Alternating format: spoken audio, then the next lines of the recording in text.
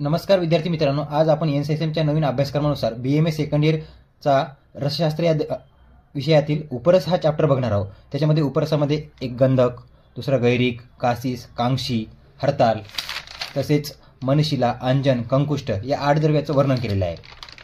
तर आज आपण यांचे मारण आणि शोधन बघणार आहोत। तर गंधकचं जे आहे ते फक्त शोधन करतो, त्याचे मारण करण्याची आपल्याला आवश्यकता नाही। तर आपण आता गंधक शोधन बघूया। लोहपात्रामध्ये अशुद्ध गंधक घ्यायचं आणि तेवढ्याच सेम मात्रेमध्ये गोघृत घ्यायचं। हे दोन्ही मिक्स केल्यानंतर ते द्रवीभूत होतं, त्याला द्रवता येते आणि ते द्रवता झाल्यानंतर त्याला एका वस्त्राद्वारे गाळून घ्यायचं आहे आणि नंतर ते दुधामध्ये टाकायचं। तर जेव्हा आपण त्याला दुधात टाकतो तर त्या मिश्रणाच्या ऑटोमॅटिक वटी तयार होतात आणि त्यानंतर त्या वटी घेऊन त्याला गरम पाण्यात स्वच्छ धुवून घ्यायचं आणि त्याचं चूर्ण करायचं। हीच क्रिया परत परत अशी 3 वेळा करायची।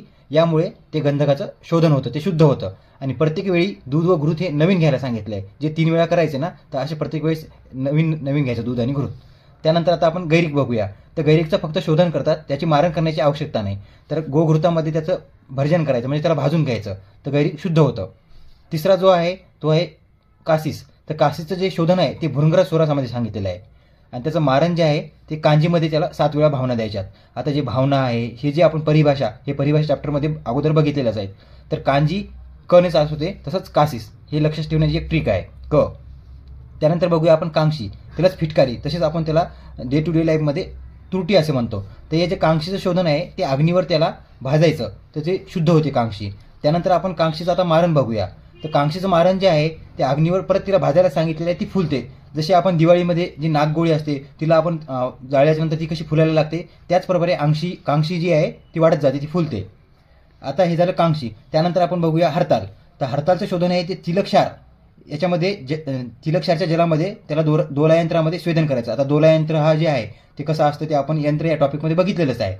त्यानंतर आता बघूया आपण हरतालचं मारण। तर शुद्ध हरतालला पुनर्नवा सोरसाने 1 दिवस मर्दन करायला सांगितलेलं आहे आणि त्यानंतर त्याला सुकवायचं। हे झालं हरतालचं मारण। यानंतर बघूया आपण आता मनशिला।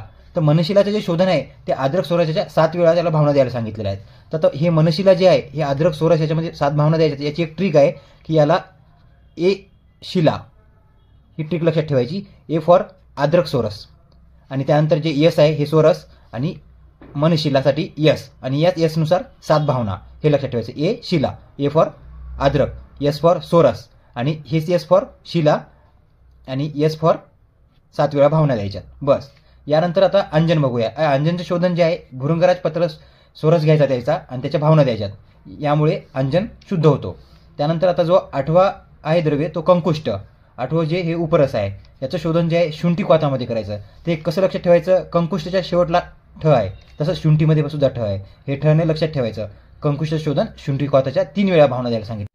अशा प्रकारे आपण 8 उपरस बघितले। आता याच्यामध्ये भस्मवर्ण आहे, हे कासीस, कांक्षी, हरताल यांचं आपण मारण करतो, त्यामुळे त्यांचं जे भस्म प्राप्त होतं त्यांना वर्ण येतो। तर कासीसचं जेव्हा आपण मारण केलं त्याचा जो भस्म तयार होतो त्याचा वर्ण असतो रक्त, आणि जो कांक्षी मारण केल्यानंतर जे भस्म प्राप्त होतं त्याचं श्वेतवर्णीय असतं, आणि हरतालचं मारण केल्यानंतर श्वेतवर्णी भस्म प्राप्त होतं। ते कासीस, कांक्षी, हरताल या 3चंच आपण मारण करतो, बाकी उपरस हेच फक्त शोधन करतो। जसं की आपण बघितलं अगोदर गंधकचं फक्त आपण शोधन करतो, त्यानंतर गैरिकचं सुद्धा, आणि त्यानंतर मनशिलाचं सुद्धा आपण शोधनच करतो। अंजन, कंकुष्ट यांचं सुद्धा शोधनच आहे।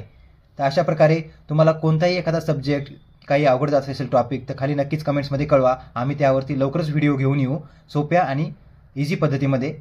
धन्यवाद।